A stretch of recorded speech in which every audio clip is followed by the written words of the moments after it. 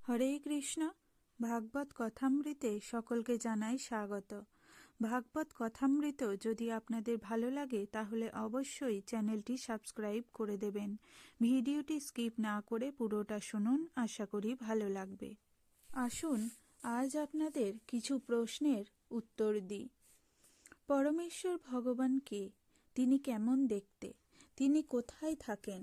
সেই ধাম দেখতে কেমন? সেখানে কোনো মানুষ যেতে পারবে কি?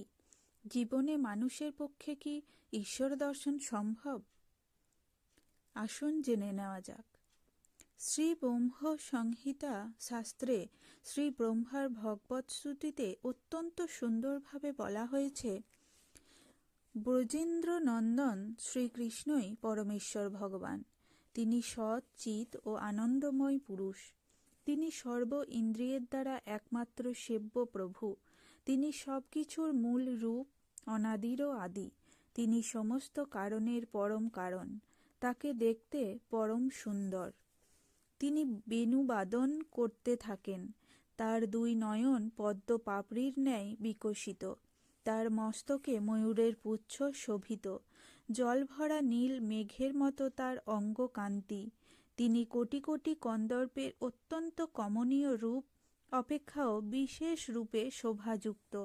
সেই আদি পুরুষ শ্রী গোবিন্দকে আমি ভজনা করি। দোলায়িত ময়ূর পুচ্ছ শোভিত বনমালা তার গলদেশে। তার দুই হাতে বংশী ও রত্নাঙ্গদ। তিনি সর্বদা প্রণয় কেলিকলা বিলাসে সুনিপুণ। অত্যন্ত ললিত ত্রিভঙ্গ ভঙ্গিতে তিনি দণ্ডায়মান হন। তিনি মনোহর শ্যামসুন্দর রূপে নিয়ত প্রকাশমান। সেই আদি পুরুষ গোবিন্দকে আমি ভজনা করি। তিনি থাকেন শ্রীগোলক বৃন্দাবনে। এই 14 ভুবন বিশিষ্ট দেবীধাম, তার উপরে শিবধাম, তার উপরে বৈকুণ্ঠ ধাম এবং সবার উপরে গোলক নামক কৃষ্ণধাম। সেই সমস্ত ধামে বিভিন্ন প্রভাব সমূহ যিনি বিধান করেছেন, সেই আদিপুরুষ গোবিন্দকে আমি ভজনা করি।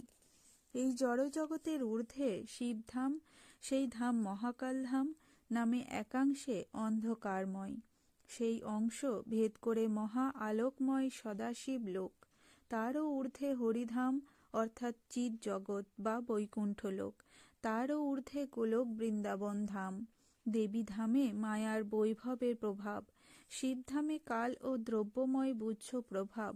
হরিধামে চিৎ ঐশ্বর্য প্রভাব এবং গোলকধামে সর্ব ঐশ্বর্য নিবাসকারী মহামাধুর্য প্রভাব রয়েছে।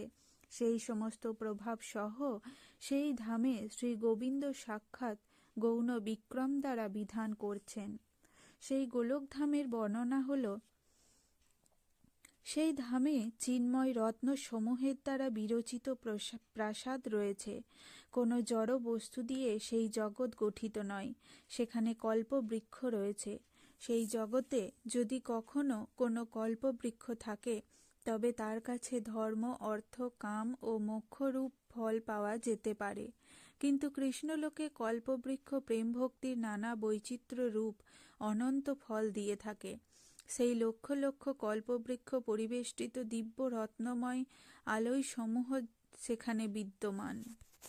সেই আলয় সমূহে সুরভি গাভী সকল পালিত হচ্ছে। সাধারণত কামধেনু দহন করা মাত্রই দুধ দেয়, আর গোলকের কামধেনু সমূহ ভক্তদের কেবল ক্ষুধা তৃষ্ণা নিবারণ করে তাই নয়, সেই কামধেনু সকল চিন্ময় পরমানন্দ ধারায় প্রেমের স্রোত বইয়ে অনর্গল দুগ্ধামৃতের মহাসমুদ্র সৃষ্টি করে। শত সহস্র গোপী সুন্দরী লক্ষ্মীগণ পরম যত্ন সহকারে সেখানে শ্রীকৃষ্ণের সেবা করছেন। সেখানে পরম লক্ষ্মী স্বরূপা কৃষ্ণ প্রেয়সী ব্রজ সুন্দরীরাই কান্তাবর্গ। পরম পুরুষ ভগবান শ্রীকৃষ্ণই একমাত্র কান্ত। সেখানে বৃক্ষ মাত্রই কল্পতরু, ভূমি মাত্র চিন্তামণি, জল মাত্রই অমৃত, কথা মাত্রই গান, গমন মাত্রই নিত্য, বংশী প্রিয় সখীর ন্যায় প্রিয় কার্য সাধনকারী। চিদানন্দময় জ্যোতি সেখানে বিদ্যমান, অর্থাৎ চন্দ্র বা সূর্যেরও সেখানে প্রয়োজন নেই। পরম চিৎ পদার্থ মাত্রই আস্বাদ্য বা উপভোগ্য। সেই ধামে মানুষ যেতে পারে। শ্রীকৃষ্ণ প্রতিনিধি সদ্গুরুর কৃপায় শুদ্ধ ভক্তিপূর্ণ কৃষ্ণ ভাবনাময় স্বীয় চিদ্বৃত্তিকে অবলম্বন করে সেই গোলক ধামে উপনীত হওয়া যায়, অর্থাৎ সর্বপ্রযত্নে কৃষ্ণ ভাবনামৃত গ্রহণ করে জীবন পরিচালিত করতে হবে। প্রেম নেত্রেই ভগবানকে দেখা যায়। শ্রী ব্রহ্মা বলেছেন, জড়জাগতিক কামনা বাসনাময় নেত্রে নয়, ভগবৎ প্রেমের অঞ্জনে রঞ্জিত ভক্তি নেত্রে নিষ্ঠাবান সাধুগণ সর্বদা তাদের হৃদয়ে সেই অচিন্ত গুণ বিশিষ্ট পরম সুন্দর শ্যাম সুন্দরকে দর্শন করেন। সেই আদি পুরুষ গোবিন্দকে আমি ভজনা করি। এবার জানা যাক কিভাবে চরিত্র সংশোধন করা যায়। যদি তুমি তোমার নোংরা চরিত্র সংশোধন করতে ব্যর্থ হও, তাহলে একজন সাধু বৈষ্ণবের সামনে যাও এবং তার সামনে বসে থাকো এবং কেবল তার শুদ্ধাচারণ দেখে তুমি নিজেকে পরিবর্তন করতে পারো। বৈষ্ণবদের সাথে থাকো, পরম জ্ঞান তোমার হৃদয়কে আলোকিত করবে এবং তুমি চূড়ান্ত পরম সুখ লাভ করবে। বৈষ্ণবদের শত্রুদের সঙ্গ সাবধানে এড়িয়ে চলো, তাদের সাথে কখনো কথা বলো না। এক আঙুল তুলে শ্রী মাধবাচার্য জগতের বিশ্বস্ত লোকদের কাছে দেখিয়েছেন যে ঈশ্বরবাদের মূল হল জীবের পরমেশ্বরের সেবা করার চিরন্তন প্রবণতা। পরমেশ্বরের অধীনতা ছাড়া জীবের আর কোনো লক্ষ্য নেই।